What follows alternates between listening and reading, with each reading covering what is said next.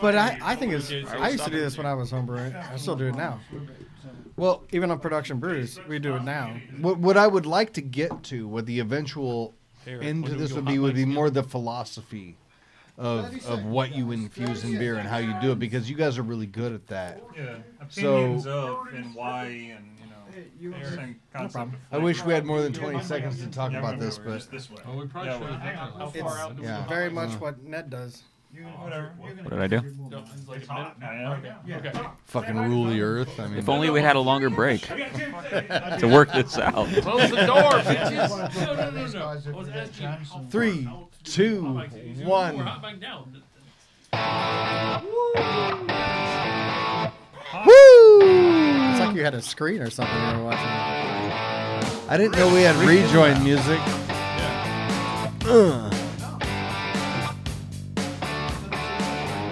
Yeah. All right. Na na na. Na na na na. Man, I feel so. So we back to it? I feel so official with the rejoin music. It's I so didn't loud, realize that was though. going to happen. And Well, it's fading This now, is so helping. is it? it's fading. 420. All right, so welcome back from the break. In this particular case, we actually did do a lot at the break. Yes, Yeah, we that did. was a long break. Yes, we did. That Normally, when we talk about all the things we did at the break, it's really just drinking beer. This time, we did some other things and drank a lot of beer. Well, yeah, obviously the beer drinking is part of it, but There was actual research and discussion that happened this right, time. right. Eyes burning, all sorts So of pain. a couple years ago, Yeah. I was at the SoCal Homebrew Fest, and there was a guy there that had made this pressurized Randall that was basically just a pressure vessel that you could put whatever you want in it. Beer goes in it, you hit it with a blast of CO2, and it pressurizes it, and you dump it out the bottom, and it lets you Randall things pretty quickly. I can say Randall, right? Because You can say it. I can say it, yeah. It's a I'm not homebrew thing, saying it's it. fun. Others are An infusing. infuser. I'm randling. Others are infusing. So I built one of these things, and during the break here, we did all kinds of different combinations of herbs and fruits and vegetables. And Dude, don't say Herbs. herbs when it's 420. there were herbs. There was sage and rosemary Right, and lavender and Kush. Parsley. Gosh. Indica. Time. No, there wasn't. Anyway, go ahead. Man, And you dropped it right out of your bottom. yeah, we just dropped it right out of the bottom. Yeah, I don't even know I what don't that know why one you meant. sabotage your own I podcast. don't know. I don't man. either. I don't know. There was that So at any explosion. rate, we did a lot of different combinations at the break here, and we've got some here on the table that we can taste and talk about. And so we're going to talk to Macy here about infusing flavors into beer, because HopFusion does a lot of that, and I think they're really good at it. It's like a weekly thing now, right? Yeah, what are It you is, guys yeah. doing it on now?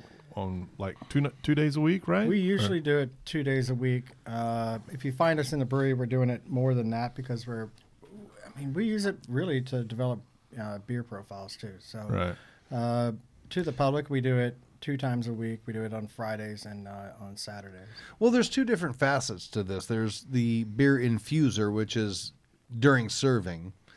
But there's also infusing flavors into your base beers, which is a big part of what you do too. And those are two separate things, but there's a philosophy behind Definitely. taking a flavor and integrating it into a beer. Yeah, totally. One came from the other, which is Right. you're trying to develop a profile. So if you're trying to develop a lemongrass wit or a raspberry IPA or anything like that, just trying to get that profile off of it and trying to mix a few different things with it. Interesting flavors like rosemary and things like that actually are great in beer. But just trying to get that profile. And sometimes it's crap, to be honest. But you get this little glimmer of something in it, and you're like, I really, really love that. And And I'm gonna this change part it of it next is go not around, right? good, but I really love this. And so then you extrapolate from that, and you pull that out, and then you just keep going on that until you develop a profile that you really like. Right. And from that, I mean, you can develop your beer around that. You can develop whatever you want around that. We do it. We have several of our production beers that were done that way. And I feel like it's one of those things that the more you do it, the more you learn what kind of flavors work with different things, what kind of flavors are easier to pull out of whatever the media is, and what other things are more difficult, like by itself this herb or whatever has a strong flavor, but it's tough to pull that out and get it into the beer, and there's a couple different ways to do that, and so that's kind of what we want to talk about. Well, and I think that's something, you know, that we were talking about with Ned, and I think we can kind of, you know, roll that into the whole thing that we're talking about with you, Macy, is that we, you know, one of the things that's really interesting, I guess, really about food and beer in general, is that we're basically all talking about flavors. Yep. What flavors go good together? How do we make, you know, combine these flavors to get something that we really are trying to shoot for, or that tastes good, you know? So one of the things that you guys made recently, I think you had something with cucumbers and cucumbers, watermelon, and cilantro. Yeah, which I thought that was an interesting combo, but I don't know if I would necessarily on the surface think that I would really enjoy that, but after I had it, I really liked it. I'm not a cucumber fan at all, but I got a lot of cucumber in it, but I liked it. So those are things that I think is really cool about this, and I think homebrewers should really maybe get more into it, is really exploring all these different flavors that they probably never had in their beers before. Well, I think there's two facets to it too. There's one is how and how effectively can you pull the flavor out of whatever it is and get it into the beer, and then the other one is how well does that flavor blend into whatever beer you're putting it in. So it's how do you get it out, and does it match up with the beer when you put it in there? I think you should always be able to taste the beer in it. If you cover the beer completely up, you might as well just drink fruit juice or cucumber juice. It's a very good point. You really need to have that. You need to know that beer is there. If you're using a particular style like a wit, you should know that it's a wit. If you're using a stout, you should know that it's a stout. If it's an IPA, you should still taste hops. The base beer needs to still be there. And each of those individual flavors, cilantro, in your example, watermelon and cucumber, you could still distinguish the cucumber from the watermelon, from the cilantro, from the base beer. Right. And even and you think about it, watermelon and cucumber, those are pretty mild flavors. Because they're totally water based. They're not a whole lot there, but I was able to pick all of those out. So yeah, it's the water in that fruit that, you know, is completely just taking away everything from it. So well, and that's one of the things I would say too is I drank one of them at the beginning. I think that was that Friday. Was that last Friday? Yeah, it was last Friday. Wasn't it? Friday. Yeah, we were there. And the first glass I had, it was a lot of cucumber, and then as I guess after other people had drank it, I got different flavors down the road. So. Yeah, and you know, when we make them obviously Friday and Saturday. I would say that Saturday afternoon, that's actually better because we're learning it. You know, that was the first time that we ever did that one ever. Right. So Friday afternoon, you know, we threw it all together. The ratio is a little better. You have no idea when you start out. You're just kind of guessing, and you do a lot of. If you noticed, you know, Ned and I, whenever we were doing that, the first thing we were doing was smelling it. Right. Yes. And if you can smell it, you can kind of almost taste what that's going to be. So is it too much jalapeno? Is it too much cucumber? Is it? So we do the same thing. We kind of smell it. We kind of work on it. But Saturday afternoon, by then we've kind of narrowed down what's going to go real quick, what's going to really last a real long time, which means less of, and what that balance is. So yeah, so that's something to consider too.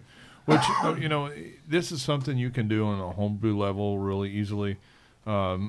We've done this as simple as taking those little water filters that we have at the homebrew store and tapping a bazooka screen into it. So I mean, this is something that you could do at parties and have fun with, and it's absolutely a real cool.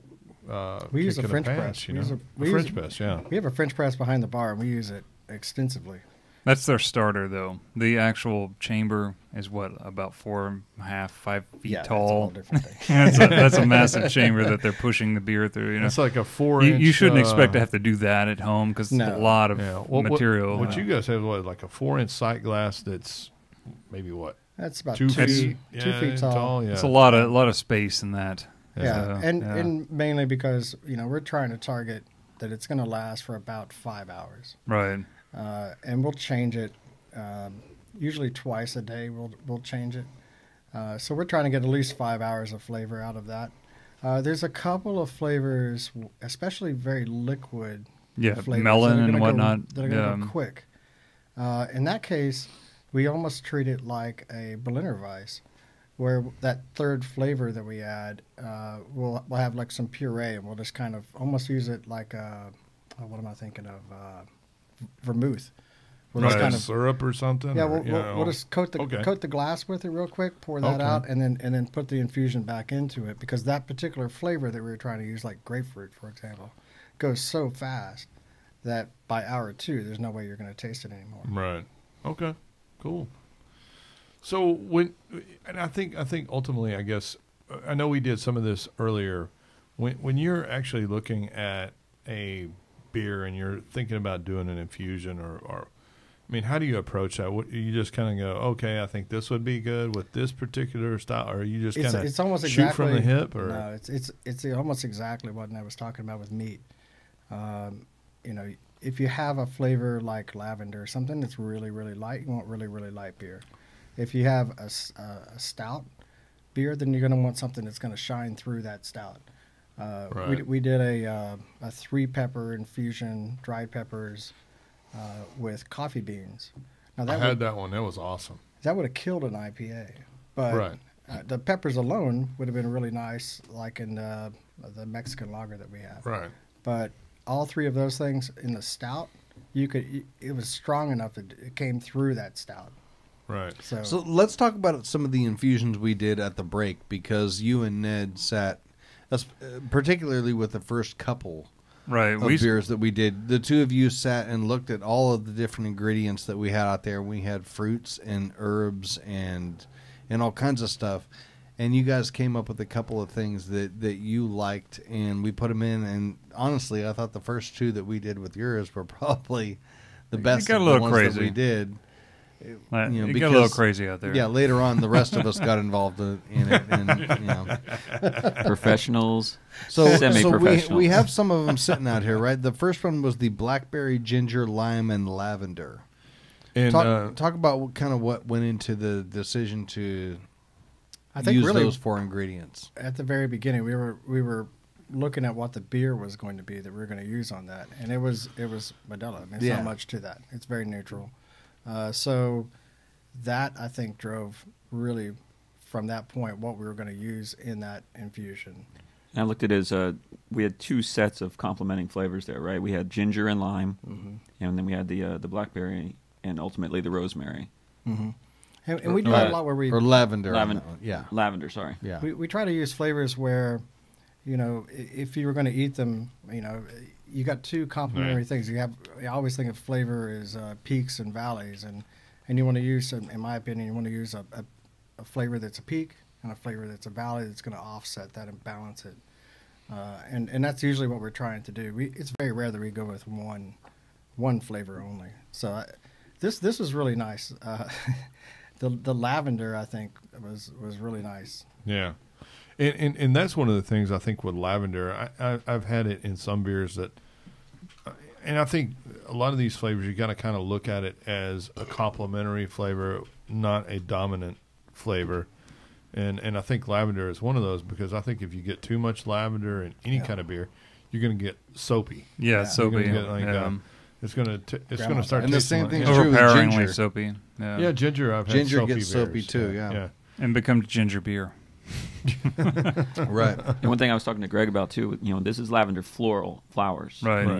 You're getting it on the nose more so than you are in the actual flavor of the beer, Right. because it's a flower and it's perfumey, and you're getting Right. it on that nose. So Well, and I think that maybe when there's just so much of it, and I think ginger's the same way. You start to get that soapy right. soapiness. Like, well, if you had lavender soap, you would get that kind of that real intense lavender aroma, and I think a lot of times that approaches the soapiness for me.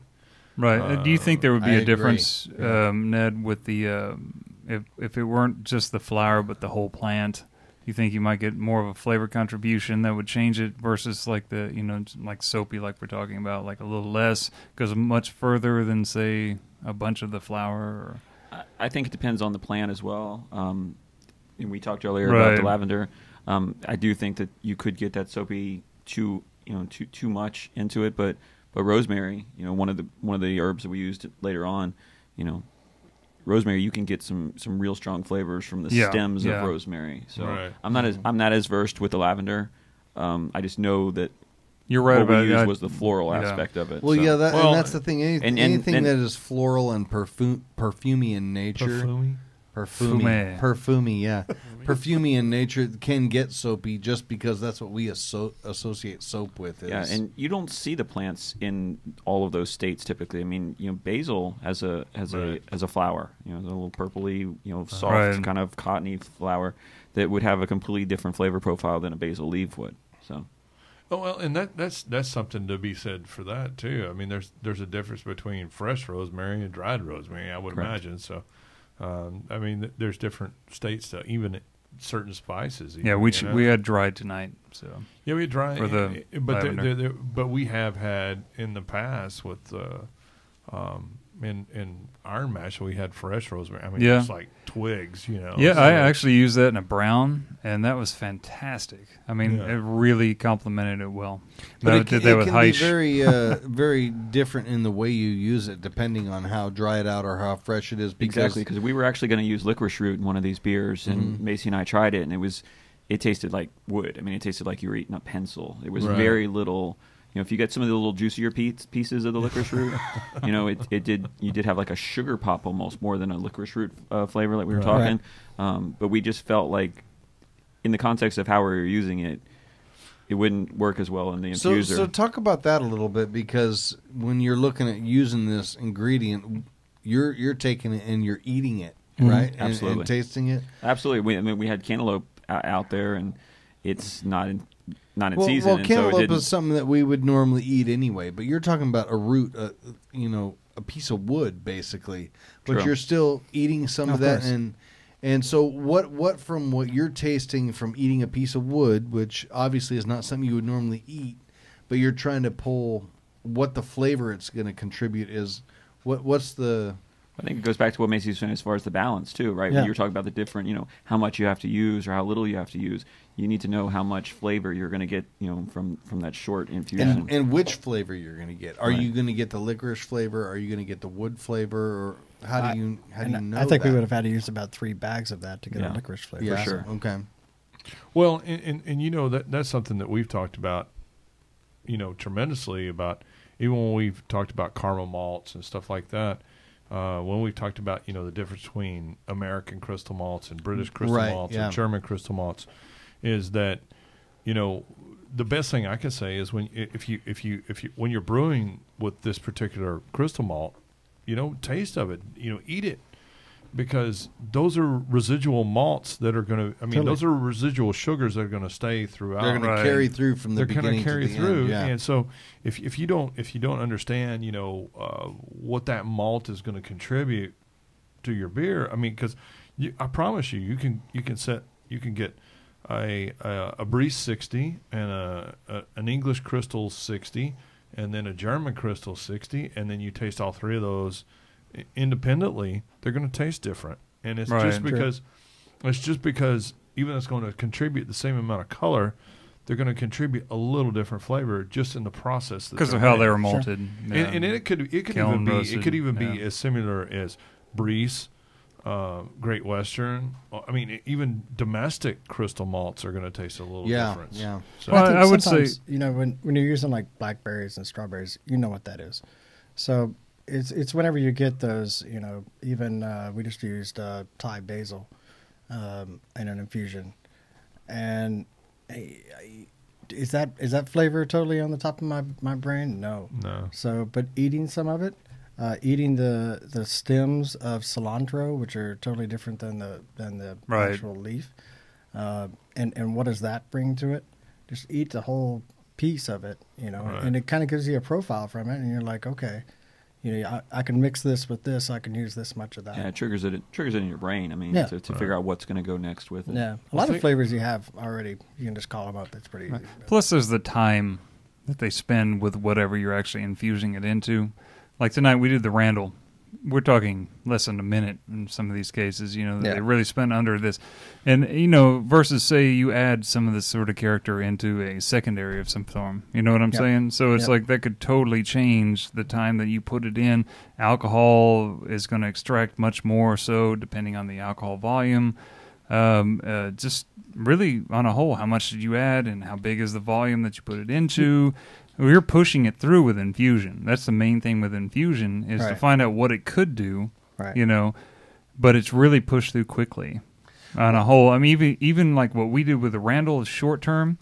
What you're doing with the larger scale version of infusion, it's still pushing through a large amount of volume of that material. And the temperature can change. Things can make a lot of difference in that, But like you're really working towards, where's this going to go? Like, do you ever think you could package some of this stuff, to and keep it on an even keel? Because that to me is the hard part of with it. You bring up a good thing, and that is that even though you can use this to try to get a profile off, to use in beer, it can be difficult because you can get away with a lot in an infuser. It's only going to be in there for a couple of hours. You don't have to sanitize fresh rosemary. You don't have to steam it. Right. You don't have to worry about a lot of those things.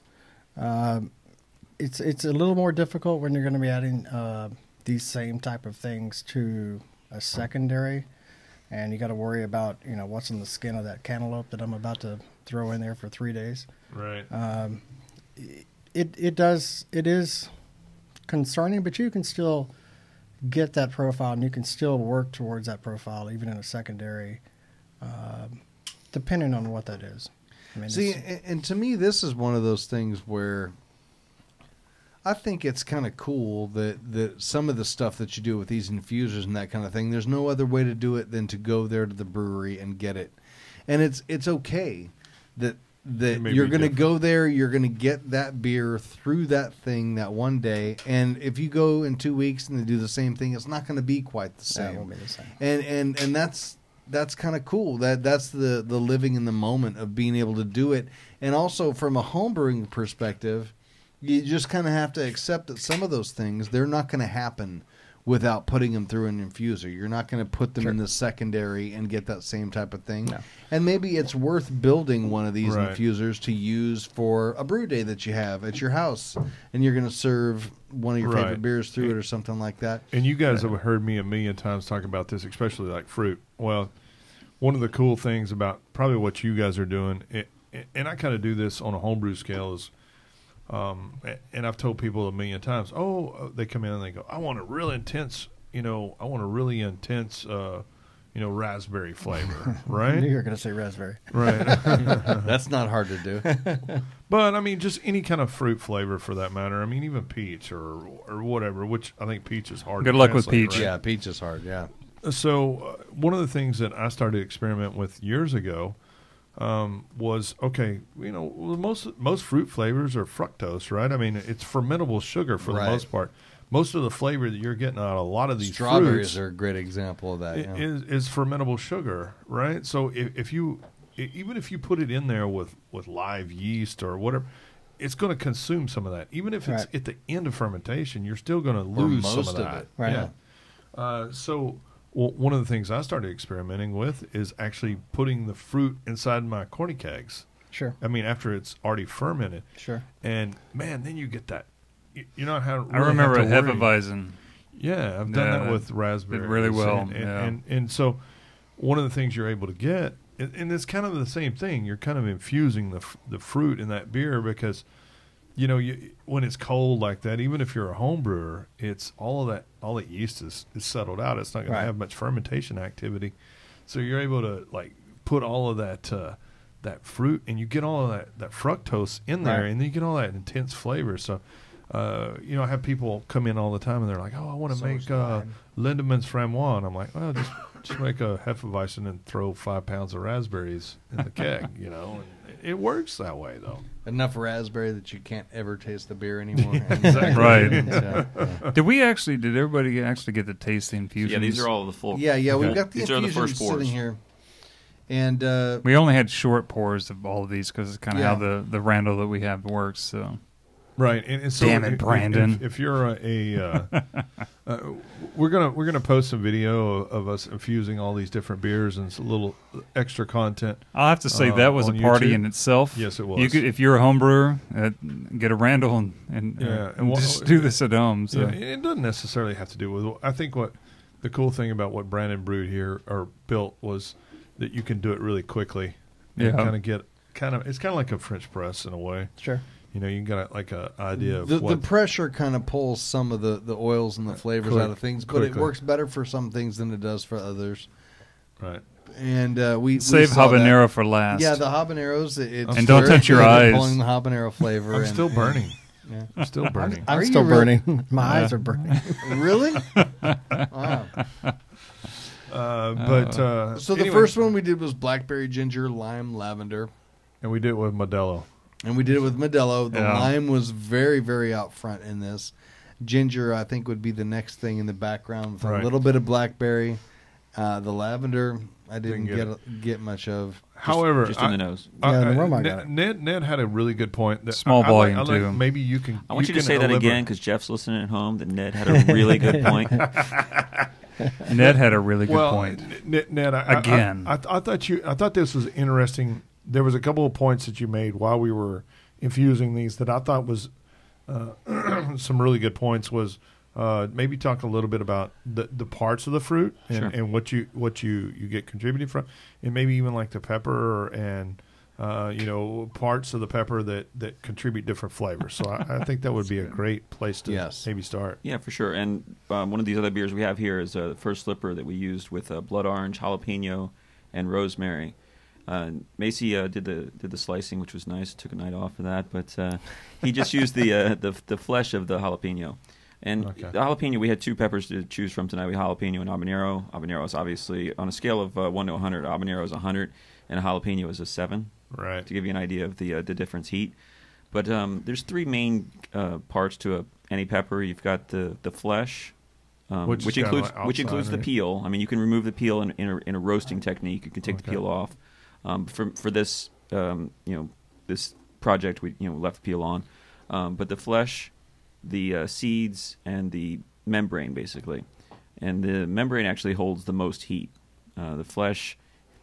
You can eat an habanero, very hot pepper. You can just get the flesh off with no seeds, no membrane in there. It's still going to be hot, But it's but it's not going to be. as It's not going to be stupid hot. Make it so that you can't feel your lips. 20 minutes later. He looks around the room at the people who Inside I can joke. feel Yeah. my lips now. And it didn't hurt nearly as bad as it did Yeah, 20 minutes ago. Chris was hurting. Man, It's going to hurt later. I promise you. that's weak, dude. Y'all are weak. Brandon and I drank it like, whatever, Yeah. it's fine. Whatever. Whatevs. But I think anyways, that's, you I think It's that's essentially a fruit. I mean, anything with seeds inside Right. is a fruit, and so Yeah. we call them vegetables, but they're fruits. And so the flesh of the fruit, has that fruity quality. It has the Right. the slight sweetness, the actual flavor of the pepper. It's the inside that's giving you the heat. right. So Well, and that's one of the things that I asked you earlier was I always thought that all the capsaicin came from the seeds, but you said that it also comes from the interior of the pepper. yeah, the itself, membrane, right? that white That white little- fleshy right, part, right? right. Okay. Yes, sir. And that's where the majority of it comes from, right? It's not Correct. just some of it. That's the Yeah, main that's the majority bulk of it. Yeah, I don't have percentages for you, but yeah, if you don't quote me on it, but you're talking about the flesh is 1%, and Right. the membrane is upwards of I'm 75%. definitely going to quote you on that. Well, that Jeff would depend on the. Dietzman, Maybe like, listen, DIE. If you've got a problem with this, you can go talk to Jeff.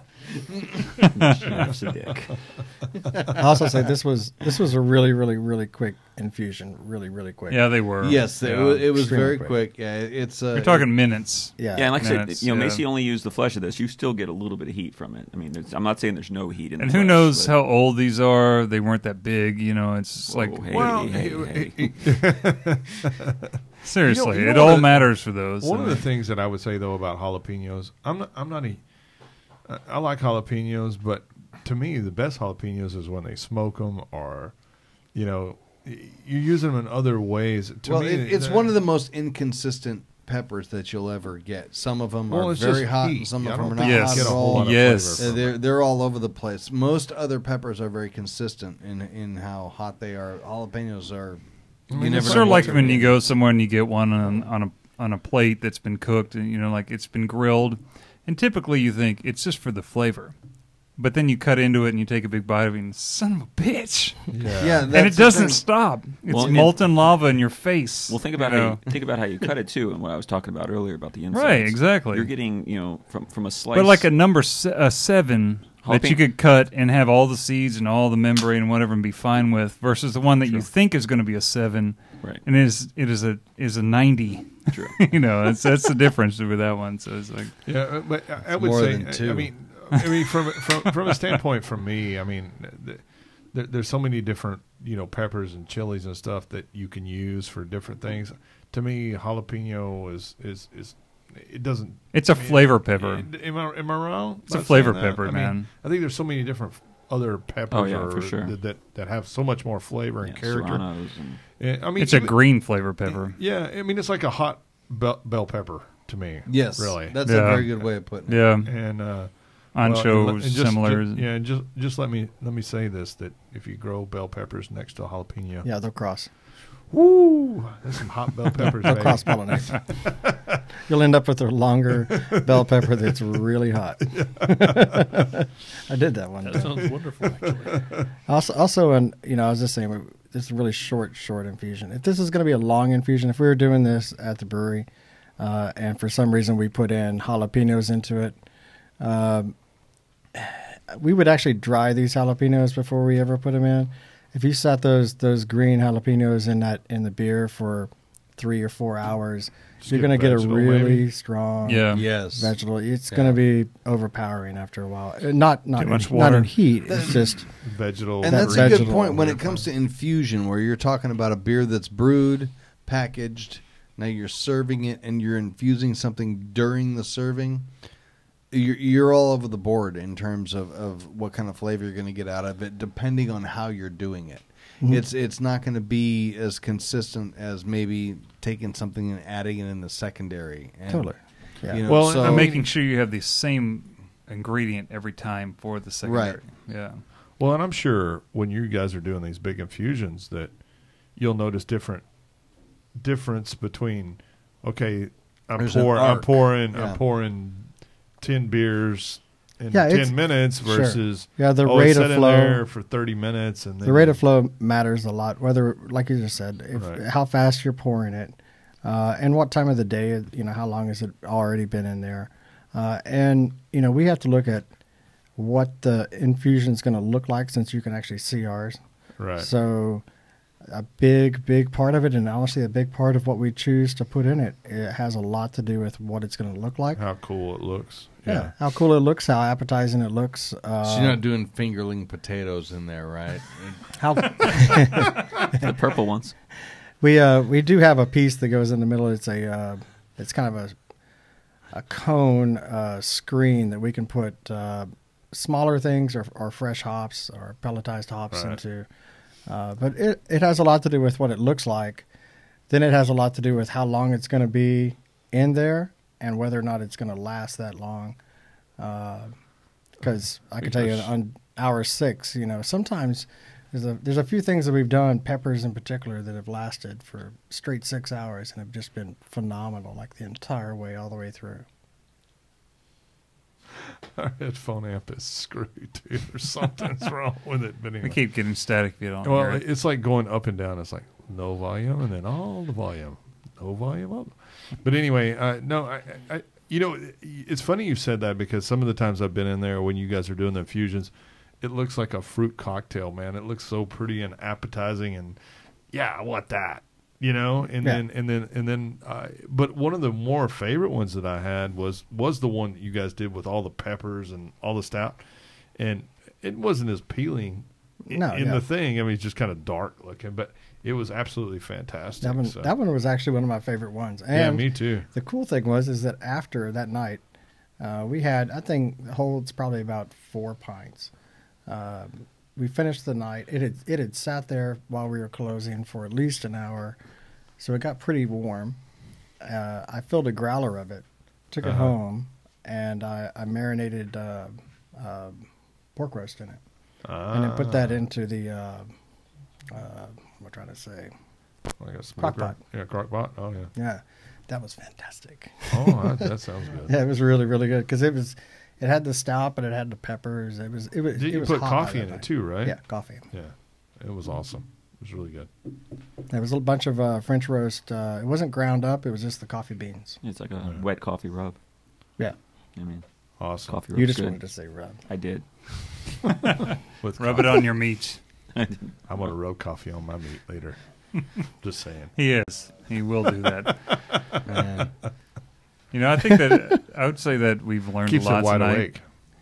The infusions, as far as that goes, have we covered every?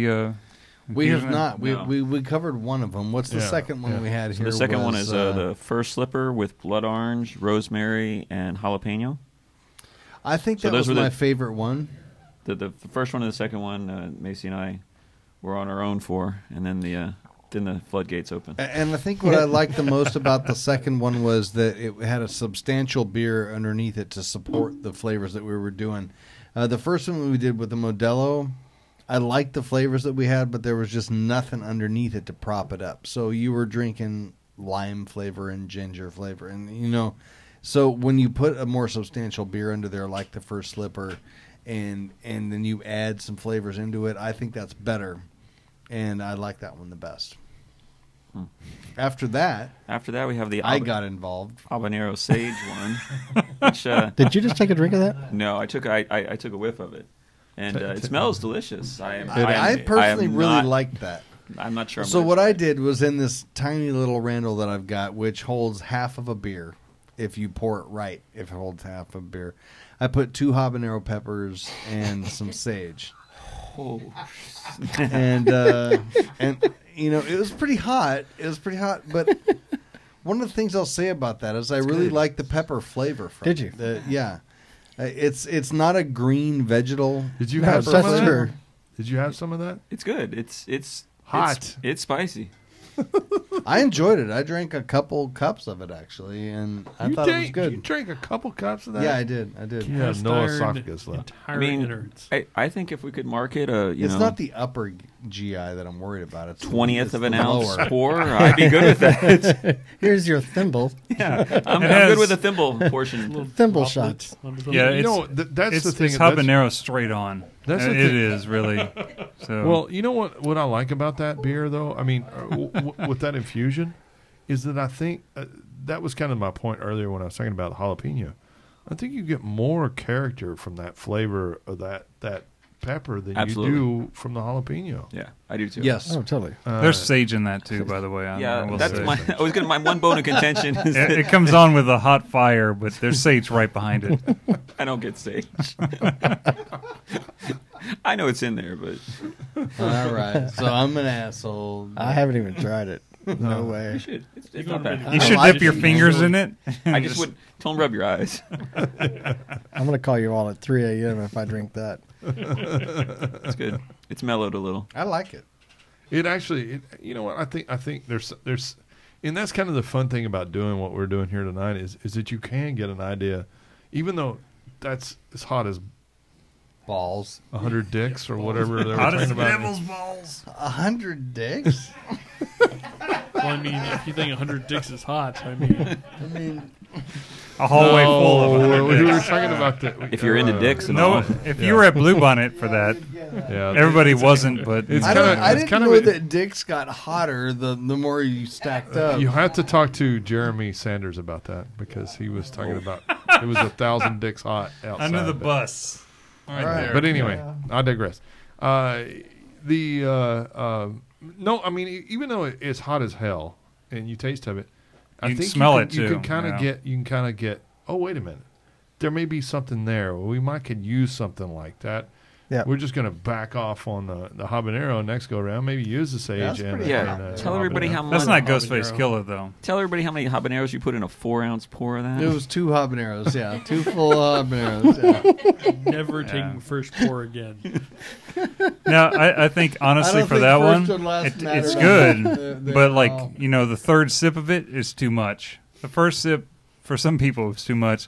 The third Well, sip I would say is probably too much. Well, I I gotta would say, I mean, it was pretty intense. It was like hot molten lava. you just rolling smell down it, my man. You smell it throat. right off the bat. It's like you don't want to be careful. But it dissipated in about 30 minutes. Chris You had the know. unfortunate. Yeah, that's about right. Yeah, with all that Chris had the oil unfortunate floating on foam, the yeah. head, that it didn't smell like anything when I first smelled it, and then I put it to my lips, and it instantly just hurt. Then he just bled out. He had to go wash his face. Oh, boo-hoo. Oh, it hurt my lips. But you made a good point, Stub. Yeah. And that is that, even though what you might make might be crap, I'm not saying that was crap. Not at all. Well, you don't There's a really place know, for it. actually, because you didn't drink any. There's a I mean, place well, for it. One man's crap is, another other man's man's treasure. So You didn't drink any of it, so you I'm don't know, not really. gonna try it. I know what it is. I'm not saying you should. Drink it. So, but I think you make a good point, and that's one of the reasons that I think everybody should make infusions just to help you make beer, and that is you get a profile off of it. You don't like one thing, you like one other part of it. Maybe you like the sage in there with a little bit of the heat. It's pretty easy just to take some beer, put it back into that, neutralize some of it, Change it. and keep trying And it it. gives you direction to maybe even do something that you would package later. Yeah. Right. So, I mean, And- that's a key thing there. And really, I don't believe that there's another way to find some of these profiles and some of these flavor mixes other than doing exactly what we did and had fun. Yeah, Right. Just playing with it, yeah. Yeah. And we did have fun. That was a long break, and everybody was excited. You don't have to commit to a yeah. whole lot. You're not brewing an entire batch that you're going to have to dump or something. Right. So Right. you're not committing a whole lot. You're having fun, but you'll find flavor profiles that exist, and you'll never walk into a grocery store the same again. Yeah, exactly. When I walk into a grocery store now, I'm walking up and down the aisles. I was doing it today at Kroger because And they're scared of you. Infusion. And yeah, I'm walking around and I'm looking and I'm smelling things just to think, what would this do? How can I mix this with that? What would be a good component of this? It just changes the way you view the whole. I did that today as well. One thing I will say about this habanero sage beer, though, is we know that we use the Modelo. We know that we use the First Slipper. Does anybody know the beer for that? I mean, you lose the beer in that one for sure. Yeah. I don't know what beer it is. I don't remember what beer. I don't no. either. I mean, I know what color it is because I can see it. But You know what else? I poured this blonde ale in it. Probably 3-1, and it didn't get any less hot. It's Habanero. still the same. I could probably go pour that into a 15-barrel Bright, and it probably wouldn't get any. You can probably start your car with it. No, but that's the thing that I think is really cool about what we did tonight, is you can actually get some understanding about what flavors are going to contribute to your beer without having to commit to a whole 5-gallon batch. You can kind of, you may not necessarily get the whole gist of what that beer is actually, that spice or flavor or whatever you're trying to infuse into that. But you can kind of get an idea of what it can contribute to your flavor. Sure. If you want to do a whole 5-gallon batch of it, and then this is a great way, because I have people all the time. They're like, how much should I put in there? How is that gonna how is that gonna affect my beer? How am I gonna get that flavor into my beer? Experiment. This is a great way to experiment without having to do a whole lot. And you need a light kind of neutral beer. This is kind of how we originally started with the Feisty Blonde a long time ago. That beer was only made really as a base to use in fruit. And so we've made a really light, neutral beer that would accept these really light fruit flavors in it. And honey. And well, the honey, not any different than fruit, but just the beer itself allowed that flavor to come through. Right. We got one more infusion that we did, which was the mandarin green tea. And I didn't taste that one. And lemon zest. Macy's got one we down there. were all trying to... Yeah, at that point, people were putting fires out, I think. Yeah. And this was, I actually I'd like watched to say Ned. I'm sorry, really but good. I'm Ned, really Ned not. made a point of really cutting this down. So. Oh, this is nice. It's nice. I like this. And this is got a double IPA. Oh, but I'm an asshole. All in agreement? You can say that. All in Say agreement, aye. right? Hands up. That lemon Wow, pops good right radio out. there. Yeah, it does. It's The almost green like, tea's in the background, but that lemon pops right out. It's almost kind of like a ginger snap kind of. Yeah. Ooh, that's Yeah. really like good. So in It's the, like and we used beers. We used citrus in 3 of the beers, right? Uh-huh. And we used the full lime slice on the first one. We used just the meat of the fruit on the second one, and we used Right. just the zest on this one. Oh, I think just the zest, zest was was the best nice, of, yeah. of all. Yeah, We were talking earlier of the lime that we used raspberries, no, blackberries. We used blackberries and lime zest and ginger root, and they all have that bitter quality. And so when using the whole lime slice in those first one, you had Right. the meat, the fruit, which has got great flavor, and the zest, which has that punch, but you had the pith in it as well. Yeah, So he cut the pith out on that one. Yeah, so the pith had the bitterness. The raspberries have a little bit of bitterness. The ginger root has a little bit of bitterness. So you still got those great flavors in that first one, Right. but you had bitter, and so it could be too much. So just something to think about that you can use. Right. There's a lot of different components to That's a these good elements. point. That's And a what good- Macy was saying earlier, with the cilantro.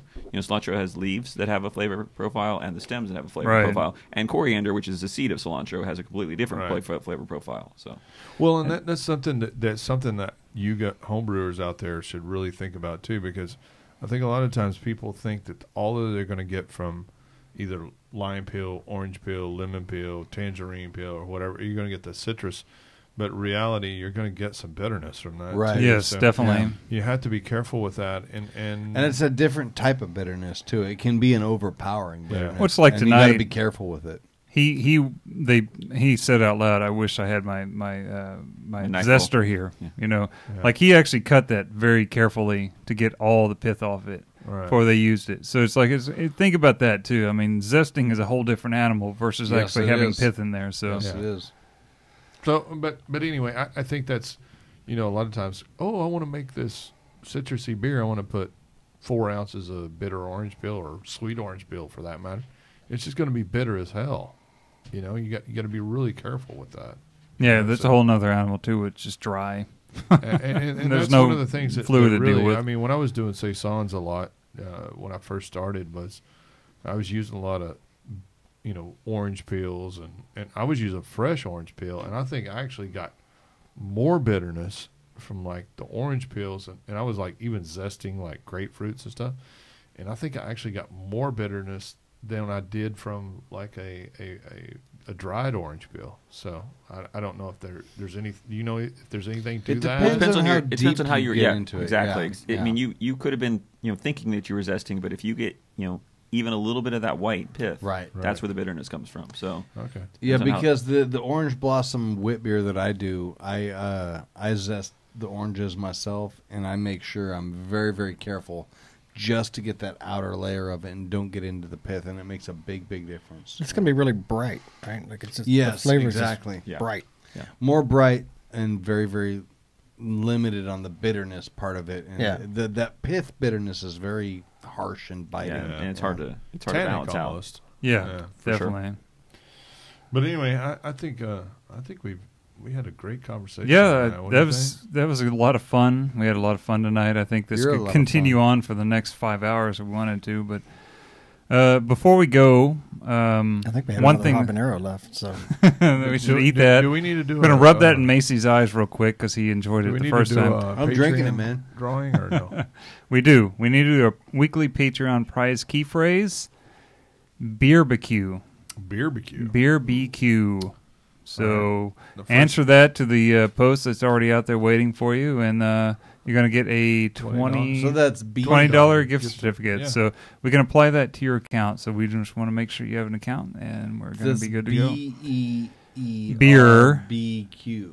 BQ, like barbecue, BBQ, beer BQ. Not QUE.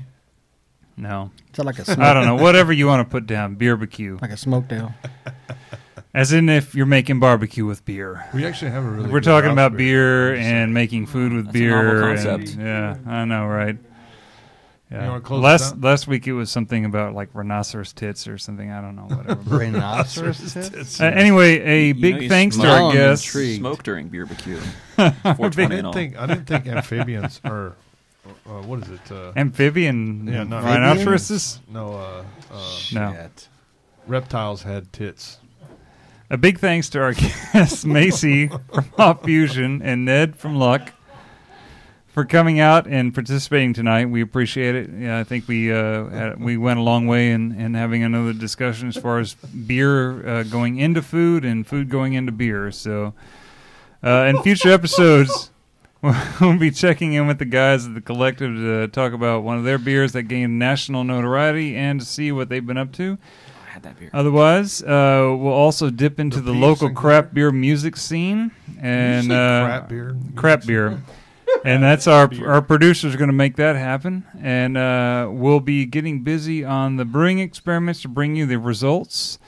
Because as of this show, we'll be moving to a bi-weekly live show basis, so we can spend more time on experiments to bring in and discuss just general show topics and development. So.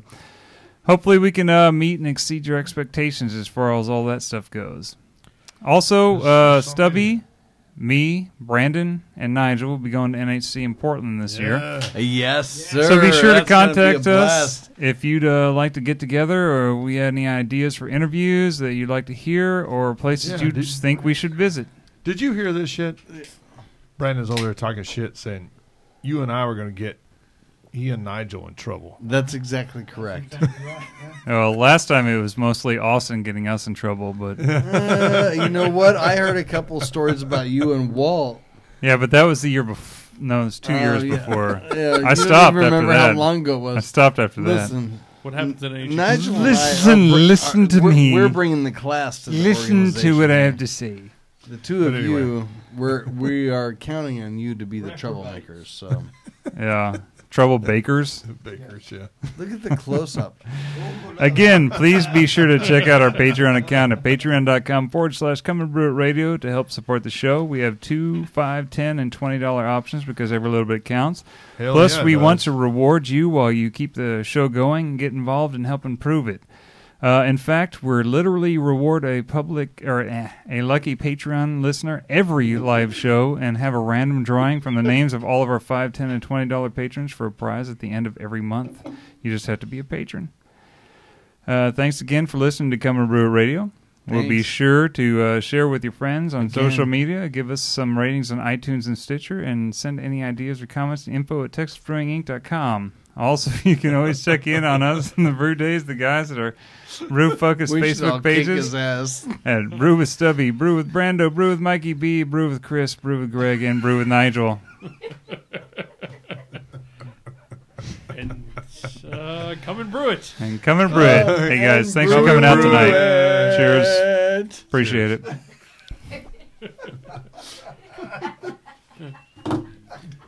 That's out. Nice beer. Hey, what's crawling in there? There are fleas. See the fleas? Friends of Zoom. Close-ups are terrible, man.